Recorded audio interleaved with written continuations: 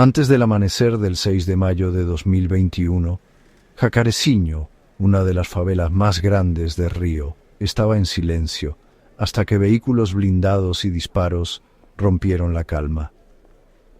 El aire se llenó de pólvora y miedo, mientras la policía asaltaba los laberínticos callejones con helicópteros sobrevolando.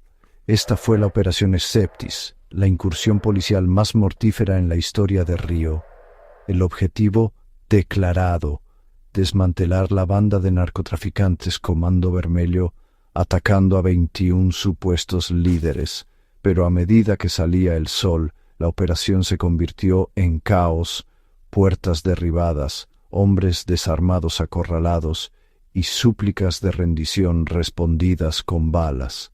La narrativa oficial pintó una batalla contra el mal, pero la realidad fue una masacre que se desarrollaba en tiempo real. Madres gritaban, testigos susurraban, y videos de teléfonos celulares revelaban una historia de retribución, no de justicia. La línea entre la aplicación de la ley y la brutalidad desapareció en las calles empapadas de sangre de Jacareciño. La incursión dejó un río de sangre y un abismo de preguntas sin respuesta que perseguirían a Brasil durante años. Para muchos el día apenas había comenzado, pero ya era el último. La ciudad despertó no con orden, sino con tragedia. Jacareciño es más que una favela, es una comunidad de 40.000 personas, atrapada entre las bandas de narcotraficantes y la policía. El Comando Vermelho impone sus propias reglas, ofreciendo trabajos peligrosos a los jóvenes, mientras que la policía es vista como una fuerza de ocupación, no como protectores.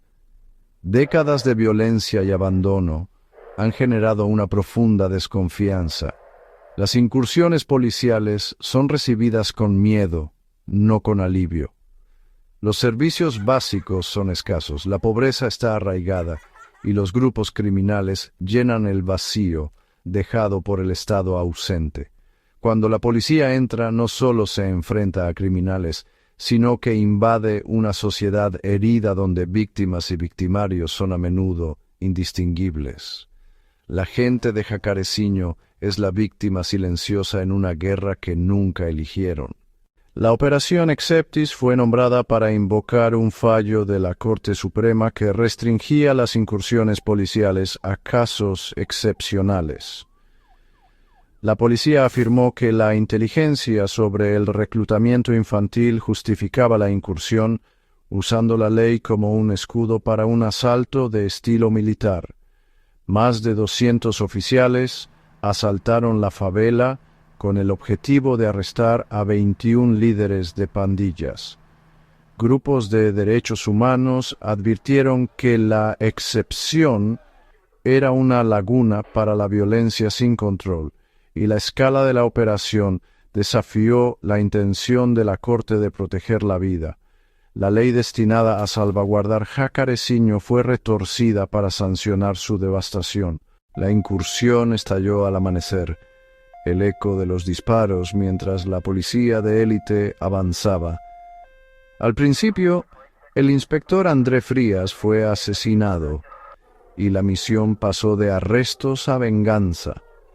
La favela se convirtió en una zona de guerra, familias se escondieron, niños gritaron y las balas atravesaron los hogares. La policía asaltó casas indiscriminadamente, helicópteros dispararon desde arriba y ningún lugar era seguro. Los objetivos originales de la operación se desvanecieron a medida que la ira tomaba el control.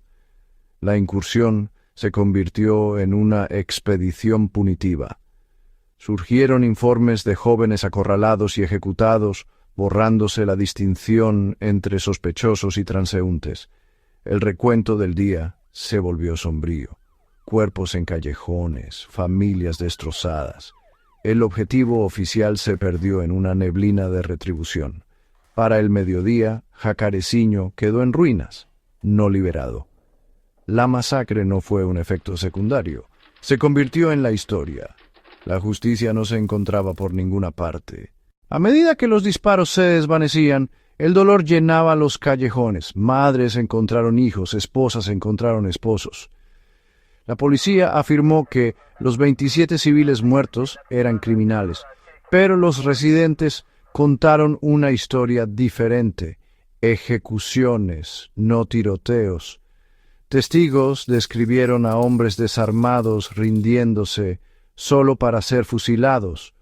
Un hombre fue asesinado frente a su novia y un niño. Otro fue ejecutado después de huir a la casa de un vecino. Estos no fueron fuegos cruzados caóticos, sino asesinatos metódicos.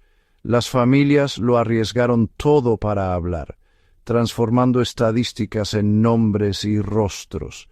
Al menos 10 víctimas no tenían antecedentes penales. La comunidad exigió: si estos hombres intentaron rendirse, ¿por qué los mataron? El verdadero horror se encontró en los espacios íntimos, habitaciones convertidas en escenas del crimen, hogares en tumbas. Un hombre que no estaba en la lista de objetivos fue ejecutado en la habitación de un niño, su sangre manchando las paredes. La incursión no hizo distinción entre criminales y civiles, destrozando familias y envenenando el sentido de seguridad de la comunidad. A pesar del número de muertos, la operación fracasó. Ninguno de los 21 líderes fue capturado o asesinado. La mayoría de las víctimas eran de bajo nivel o no tenían vínculos con pandillas. La incursión sacrificó vidas y traumatizó a 40.000 personas sin ningún beneficio estratégico. El costo no fue una necesidad trágica, fue un fracaso inútil y brutal. La sangre derramada no fue por seguridad, sino por una estrategia fallida. El mundo reaccionó con conmoción. Funcionarios de la ONU y grupos de derechos humanos condenaron la incursión como una masacre. Amnistía Internacional y Human Rights Watch exigieron investigaciones independientes, señalando el patrón de brutalidad policial en Brasil. La operación se convirtió en un símbolo de la crisis de derechos humanos del país, impulsada por un gobierno que celebraba la violencia policial. En Brasil estallaron protestas. «Dejen de matarnos» se convirtió en el grito de guerra. La masacre forzó un ajuste de cuentas nacional con el racismo sistémico y la militarización de la seguridad pública. La cobertura mediática contrastó a las familias afligidas con la policía triunfante, exponiendo la violencia del Estado al mundo. La presión por la rendición de cuentas aumentó, pero la justicia siguió siendo esquiva. Después de la incursión, comenzó una nueva violación. La policía supuestamente retiró cuerpos antes de que llegaran los equipos forenses, contaminando la evidencia. Esta manipulación hizo casi imposible reconstruir lo sucedido o probar los asesinatos extrajudiciales. Los oficiales confiscaron teléfonos celulares y supuestamente plantaron armas para respaldar su narrativa. Las investigaciones oficiales se estancaron, con la mayoría de los oficiales absueltos y solo unos pocos acusados bajo presión pública. El ciclo de impunidad continuó, enviando un mensaje escalofriante. En la guerra contra las drogas, la policía puede matar sin consecuencias. La búsqueda de la verdad se convirtió en una batalla contra el engaño oficial. La justicia para Jacareciño parecía más lejana que nunca. Años después, las heridas de Jacareciño permanecen abiertas. Agujeros de bala en las paredes, trauma en los corazones. El sistema legal ofreció poco consuelo. La mayoría de las muertes permanecen impunes, reforzando la creencia de que las vidas pobres y negras no importan al Estado. La operación Exceptis fracasó en todos los frentes, ningún líder capturado, ninguna seguridad ganada, solo desconfianza y dolor. La incursión se erige como un monumento a una política de seguridad fallida, una guerra contra los pobres, no contra el crimen. La historia no ha terminado. El dolor de la comunidad y las preguntas sin respuesta persisten. ¿Habrá alguna vez rendición de cuentas? ¿Se puede reconstruir la confianza? Jacareciño sigue siendo un símbolo de la violencia estatal y la resiliencia de quienes exigen justicia. La herida se niega a sanar y el mundo sigue observando.